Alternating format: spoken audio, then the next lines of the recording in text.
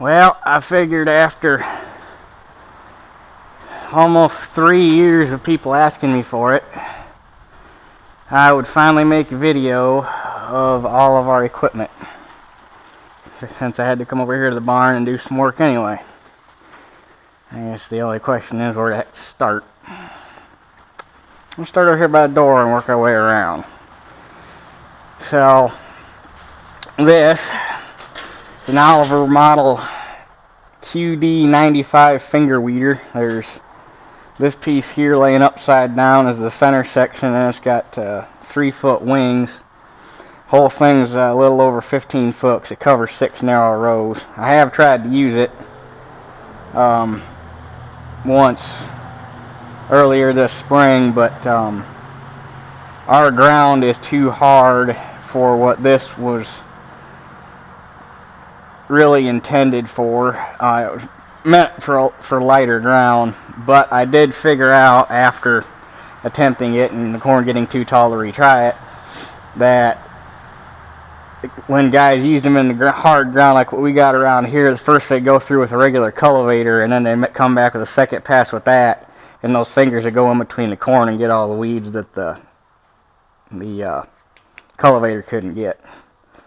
And then that is sitting on top of a set of 2-row pipe mounted cultivators that have never been on a tractor. They got the 2-row cultivators and then a set of hand lift rigging. This isn't for a trip lift, this is actual, you lift it with the handles. Actually, sorry, this is trip lift rigging, and these green handles here are hand lift rigging. We got that last spring at an auction just down the road from my house. Came out of the dealer downtown here. Story we got is the old timer bought a 77 used, and old Bob James had this stuff sitting on a pallet, all still wired together in the storage area there, and had never been sold. And I guess this was like early to mid 60s when this went down, so technically these were considered obsolete. And I guess to sweeten the deal, to get the guy to buy the tractor, he threw in the cultivators with it, and he never used them. So that set of cultivators right there has never seen dirt. Okay, you guys have seen the sprayer. I just did a video on that. You already seen the planter. Bought this for $650 off eBay. Came out of Wheeler, Illinois. I have the insecticide boxes for it. They're just not on it yet. I kind of want to stick them on there, but I kind of don't, because they make filling the hoppers a little bit of a pain. Some insecticide boxes are come up to about here, and they're just as wide. But one of these days, you've already seen the drill. That came. We gave $250 for that. It came out of Ohio. Finally did get the hydraulic lift rigging put on it. Actually, we got the 7300 and 525. 7300, I gave $2,100 for the combine and both heads 2 years ago. 525, I gave $1,000 for the combine and all 3 heads, and that was 5, 6. Heck, it was longer than that, 'cause I think I bought that when I was 16 and I'm 21 now, so it's been 5 years since I bought that. Right? Yeah. 4 would be 20. Yeah. So had that for 5 years. Man, it seems like longer than that. No, it's been 6 years. I bought it when I was 15. So I hadn't started driving yet. That's been one hell of a little machine right there. I don't think $1 million wouldn't buy that. I love that little guy. Same with 7300, just because I know where it came from and who bought it new. There ain't no money in the world to get somebody to buy that from me. We got a 62T baler, a number 2 side delivery rake, number 83 sickle mower, and a 95 crimper that's got dual steel rolls in it, so it's a true crimper, not a crusher. Baler works. I've probably put about 800 bale through it. For the most part, it pretty much bales without missing a lick. It'll mistie a bale every once in a while, but I think, and don't quote me on this because I won't know until I actually start running my own stuff through it one of these days. It's the cheap twine. I've done custom baling for a friend of mine with it, and he insists on buying cheap Rural King twine, and which is fine if you got a newer baler, I guess, but this one, that Rural King twine, I don't know how many of you have experience with it. The diameter is not real consistent. It'll get really, really fat spots in it, and it'll get really, really thin spots in it. And when it starts getting real inconsistent really quick in the bale of twine, it'll every once in a while mistie and knot. If I ever put wheat in, which I'd like to either next year or the following year, depends on what the weather does and how things go with school, I'm going to go down and spend the money and put New Holland twine in it, because if you've been making hay equipment since 1947, I'm pretty sure you know how to make baler twine that works. I'm trying to remember now, I think I gave $350 for this. And the baler, the mower, and the crimper, Max, all this stuff came off the same farm as the 7300 and the 1800. The baler, the mower, or the mower and the crimper, he bought brand new in 1961. Sold his cows in 66, and that's when we quit making hay. So technically I have 50-year-old, 6-year-old hay equipment. Because between 1966 and when I bought it 2 years ago, it only came out of the barn every once in a while if Max had to help somebody, or if Max had to help somebody when their baler broke down. Other than that, it sat in the barn and didn't do anything.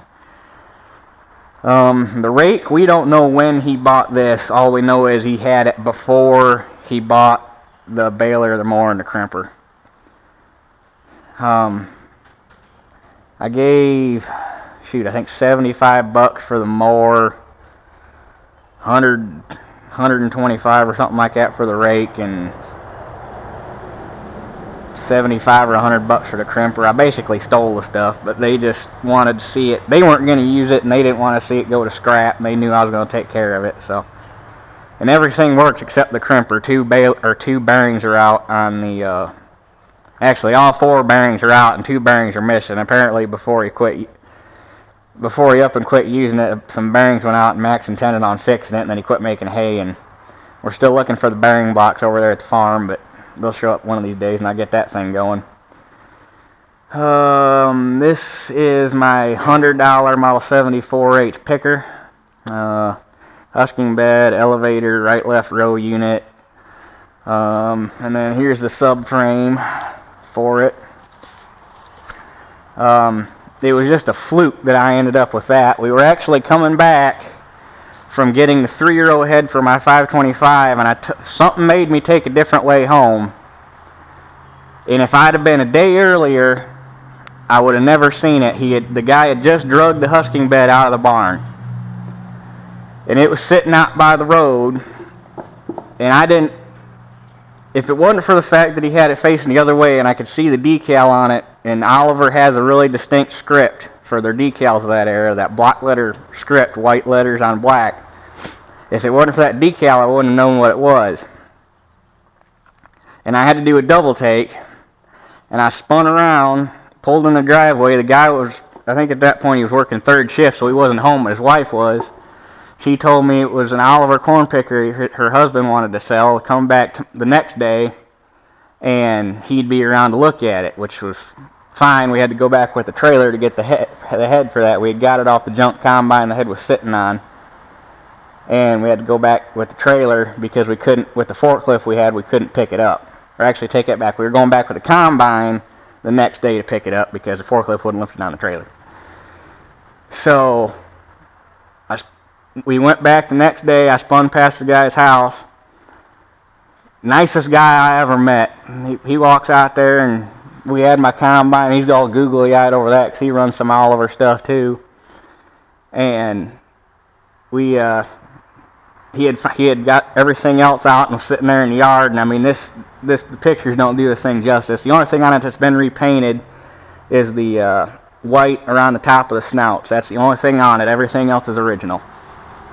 And I'm figuring he's gonna say $1,000.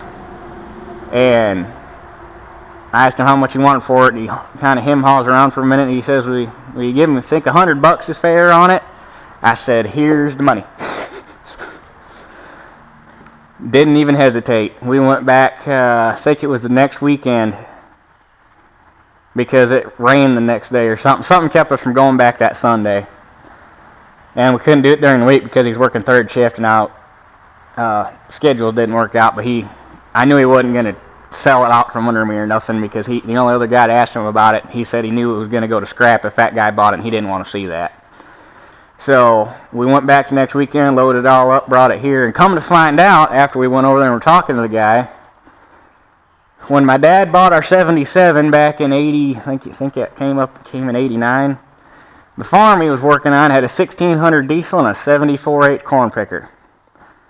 Guess where that corn picker came from? That picker came off the same farm as our 77. So that's another piece of equipment we have that worked on the same farm as another piece of equipment we have. So we got all that. This is kind of the plow corner. Got a model 314B that came out of an auction down in Columbia City, Indiana. Don King. They used to have it at the fairgrounds down there.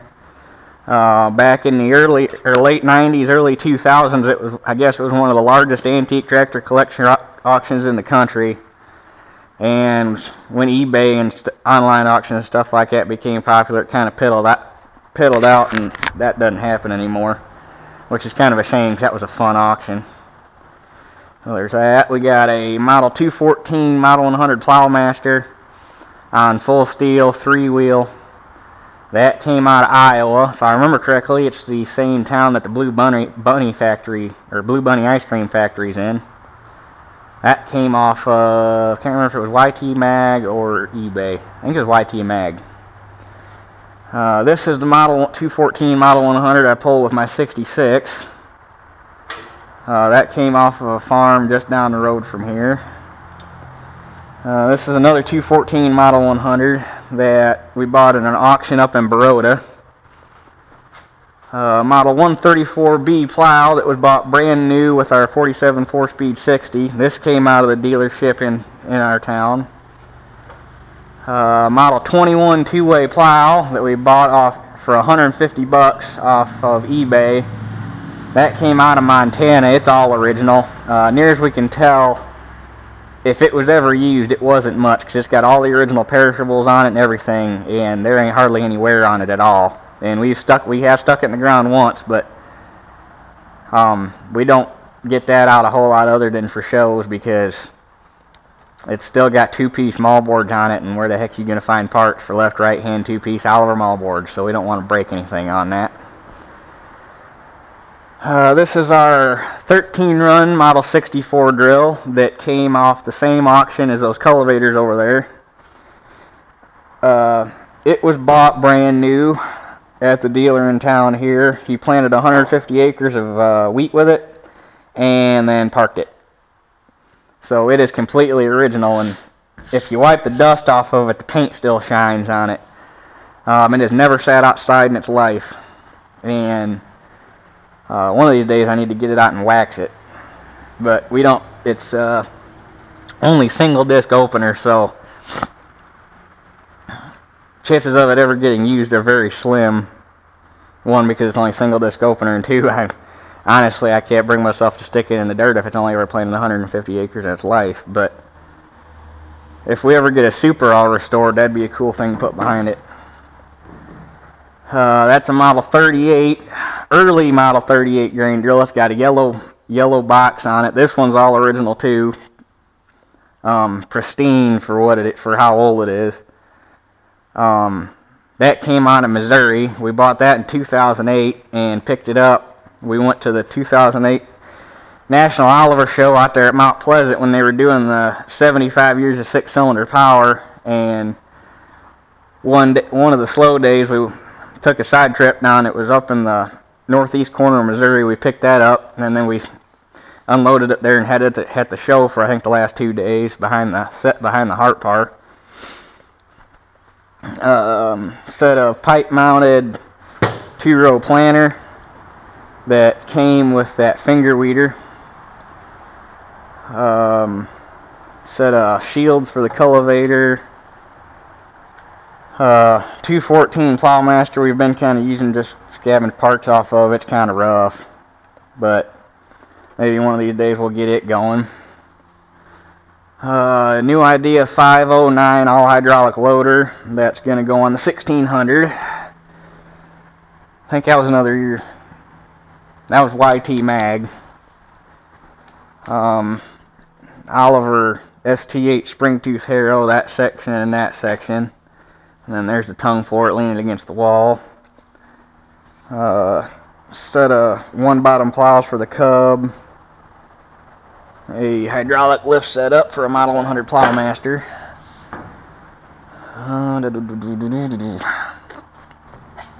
In the bucket here we got a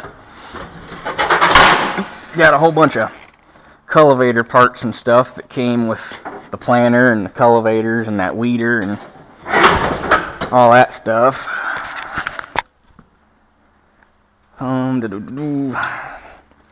You know, you get too much crap and you gotta walk over stuff to find other stuff. Oliver 5150 flare box on an Oliver running gear. This came out of Shelbyville, Indiana. We bought that on an online auction. Almost didn't end up with it. It started out on Craigslist, and Dad found it, and the guy wanted way too much. I mean, it's a nice wagon, but he still wanted way too much for it. And Dad balked on it, and we thought we lost it. And then he was screwing around. Or no, one of his friends was looking at an auction bill online, and he said there was an Oliver flare box on there. And so Dad went on there and looked at it. Lo and behold, it was the same one. So we ended up with it for like 3/4 of the price. And we got a hoist to go underneath it too, and we're going to get that all fixed up, and that's the gear it's going on. David Bradley flare barge wagon. Crap ton of planter parts. And plow parts, and a snow plow for the 60. Set of rear tip toes for a 60 that have never been on a tractor. Those are going to go on our 4-speed. And there's my $100 Oliver Model 18 pull type combine that I bought from a guy I'm currently running some muck ground from. When he bought it, this is another piece of equipment that we know where it came from. Came out of the Ted Wiggins dealer in Niles, Michigan, and we knew the guy's son before he passed away a couple years ago, and he still had some of these original decals, and I got one. So this thing, I mean, it's nice, but it's still not nice enough. It's not. When I repaint it, I'm going to put that sticker back on it brand new. But when the guy bought it, this was a 100% barn kept, perfect, not a ding, not a scratch, not nothing, one owner combine that worked really good. And then my uncle bought it one year to do soybeans, and he never got it back. When my uncle got done with it, he stuffed it in the fence row, didn't open any of the clean out doors, didn't clean it out, nothing. And it proceeded to sit there for, I think, 15 years. That's what they told me. And it rusted out, and all the belts on it are shot, a bunch of stuff froze up. And I only gave $100 for it. I think I bought this. I don't even remember when I bought this. It was a long time ago now. It was before I had any of that stuff. Heck, it was before we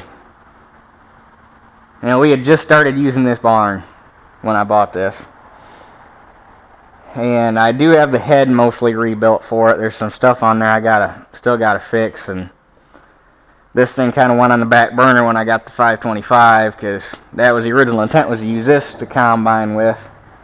And then that thing showed up and it just kind of went on the back burner. But one of these days I really want to get it going. It's going to take some work though. The grain bin's rusted out, the auger's rotted off at the base. Needs new troughs put in for the clean grain and the tailings elevator. Needs pretty much every bearing on it replaced. Well, naturally the memory filled up on my camera right before I finished up talking about that 18, but you didn't miss much. All I was basically talking about was how much of a project it was going to be. And the only thing I wasn't able to get over there was widen the narrow row heads for the 525 and then the table for the 7300, but no big deal. And we had to come over here to the farm to finish up anyway, so. You've already seen the 6 bottom 575 hydraulic reset that we're going to get going to put behind the 19. Hopefully, it may not happen this winter, but probably next summer we're going to get on it. Depends on how the other projects we got going are going to end up unfolding. Got the 456 Oliver chisel plow that came from Myers Equipment down in, pretty sure that would be considered Wakarusa. Oh hey, didn't notice that. That spring must have just broke. This old girl needs a little bit of attention. It's probably going to be one of this winter's projects, because I'm pretty sure I can still buy these springs out of through Agco. They're pretty surprisingly good about keeping up on some of this stuff and get new springs put on it and get the U-bolts chased, and that way I can tighten them up a little bit. 385 field cultivator, you've seen that already. This came from one of Dennis Polk's Labor Day sales down there in Napanee. 15-foot Brilliant column mulcher came from Myers Equipment, same place as the chisel plow. Gave $900 for the chisel plow, $500 for the field cultivator, $1,500 for the column mulcher, $500 for the plow. This came from a farm up by Baroda. Gave $500 for that, $252 10-footer. The buster bar that's on this used to be on the pipe plow, but I didn't want it on that anymore because our ground's too hard to bother running a buster bar and a plow. All I ended up doing is tearing the bar up, so put that on the disc. 12-foot 252 disc came off the same farm as the hay equipment, 7300, the 1800, all that stuff. This is another one of Max's pieces of equipment. We're going to go through and get that rebladed this winter. 10-ton Kilbros gear with what's left of that oak tree I got cut up earlier this winter. Hopefully the sawmill comes out here sometime, takes care of them bad boys.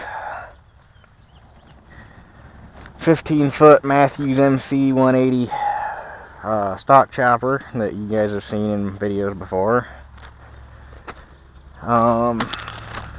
Oliver Model PA power angle drag disc. 8-footer. I think I only gave $100 for this. It was at an auction down in Napanee. The ex-president of the Oliver gang had sold off all his collection. This was down there. It's pretty tired, but power angle discs are a little hard to come by, especially around here for some reason. So we're going to get that fixed here one of these days. I got a 73H pull type picker I paid $500 for. Came from over in Niles, Michigan. What the heck's that doing open? I've used this, well, you guys know I've used this before. It's been in videos. Haven't used it in the last couple of years because I switched to narrow rows and it's wide row picker, but one of these days I'll get it back out again. A 314 Model 100 Plowmaster, which is not a very hard plow to come by, but they're a lot harder to come by than the 2 bottoms. Another one of Max's pieces of equipment came off the same farm as the disc and the hay equipment and the 7300 and all that stuff, as well as the 378 field cultivator. This came off the same farm as that. I ended up with a lot of his equipment. So, you guys have already seen the video of this thing working. White model 543 4-row planter that I bought for part. Just got this a couple weeks ago. Neighbors bought it they gave $100 for it, because it had a good implement cylinder on it, and they got that and something else, and they were just going to scrap it, and I wanted it for parts, so they gave it to me for $100. The 5540 pipe plow that I have gone through. Took the fifth bottom off to pull with the 1800. Got rid of them stupid concave coulters it had on it and put regular straight coulters on it. That's another 575 hydraulic reset we bought to scavenge parts off of for that one, because this plow's been whooped on hard. I don't know what the heck they were doing with it, but it looks like they used it for a battering ram. So we're going to take parts off of that, stick on that. Well, since we're parting this one anyway, to get this one to set up to pull on land correctly and to get the hitch to work out right, we took the mast out of that plow and stuck on this plow. So the one off this plow is on that plow, just so we can move it around. Got what's left of a 241 disc that I scrapped because it was junk. There wasn't a whole lot I could have done with it. The frame was busted and everything, but it had one or two gangs worth of almost new blades on it, so I cut all the gangs off it and stuff to scavenge parts for that 10-footer over there, and it's got all the good blades off of this on it now. I got the fifth bottom for this, and then the Oliver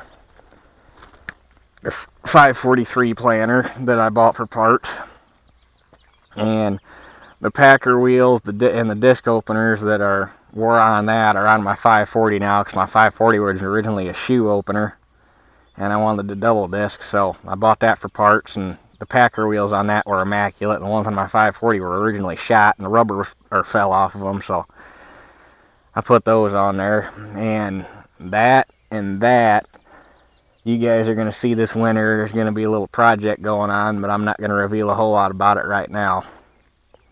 But it should turn out pretty cool if Dad and I can get it to work the way we got it worked out on paper. So that's all this stuff. Oh crap, I gotta go get the key for the barn so I can show you what little bit there is left. So bear with me for a minute and I'll be right back.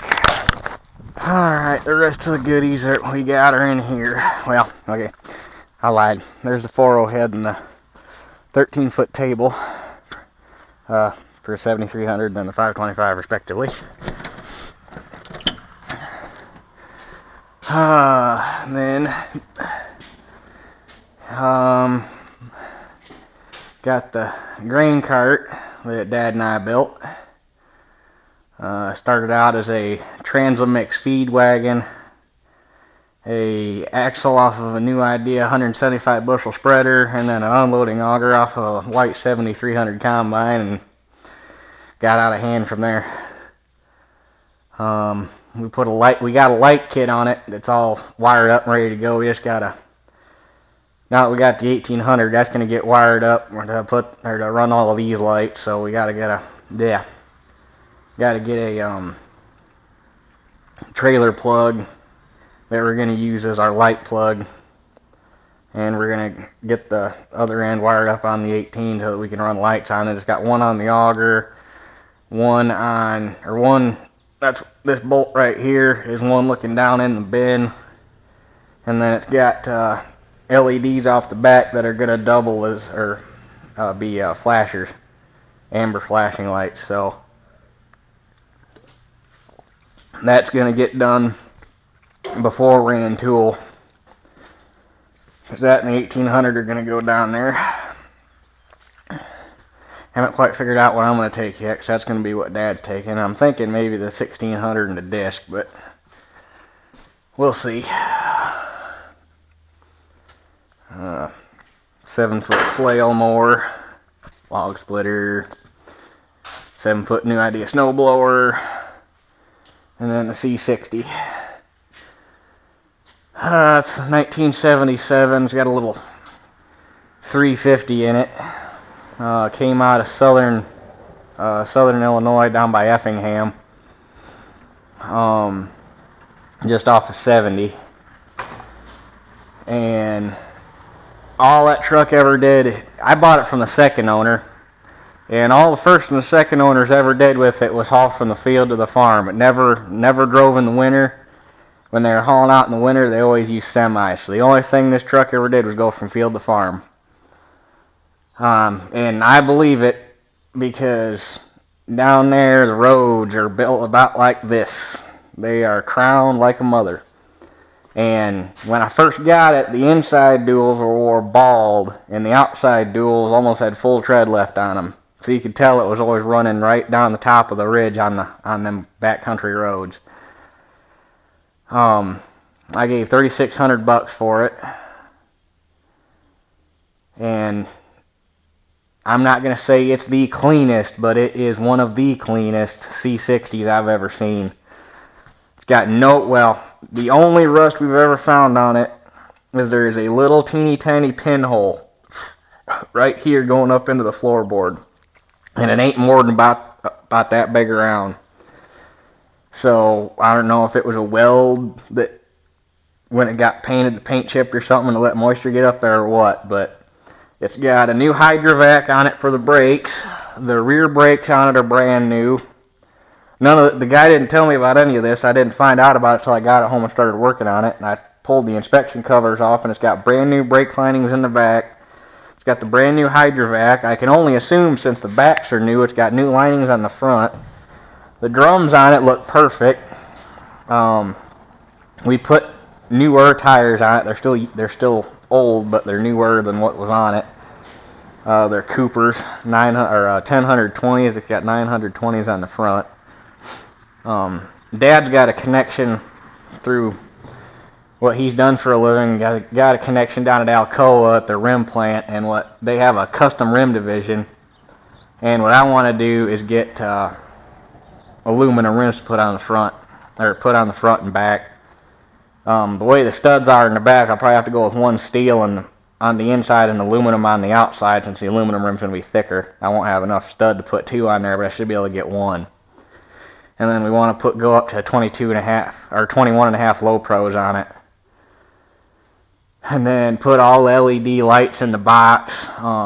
Being a C60, the cab on it is the same as a K20, C20, all the GM pickups of the era.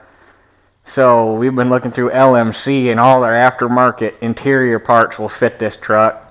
So basically it's going to kind of turn into our little baby.